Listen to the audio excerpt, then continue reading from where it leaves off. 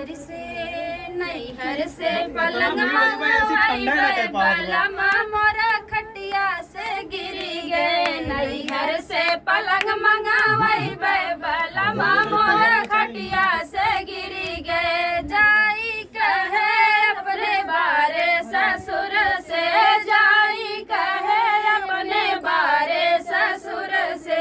पलंगा के करा बदलाई बलमा मोरा खटिया से गिरी गए। पलंगा के करा बदलाई बलमा मोरा खटिया से गिरी गए। नैहर से पलंग मंगवाई बलमा मोर खटिया से गिरी गए। नैहर से पलंग मंगवाई बलमा मोर खटिया से गिरी गए।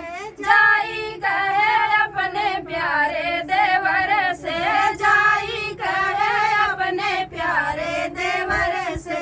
भैया तोहार चोटाने कमर से, भैया तोहार चोटाने कमर से।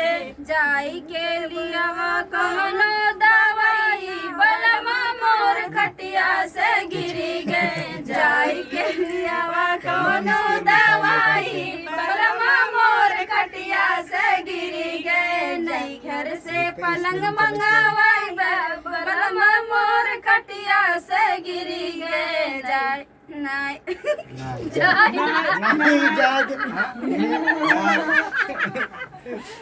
बस बस बस यार राज भैया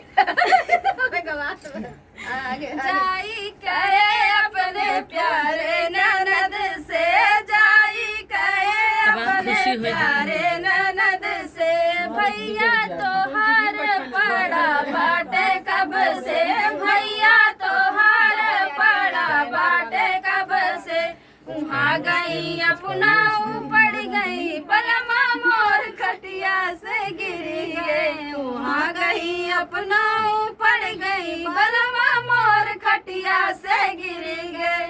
नैहर से पलंग मंगवाई बलमा मोर खटिया से गिरी गए। नैहर से पलंग मंगवाई बलमा मोर खटिया से गिरी गए।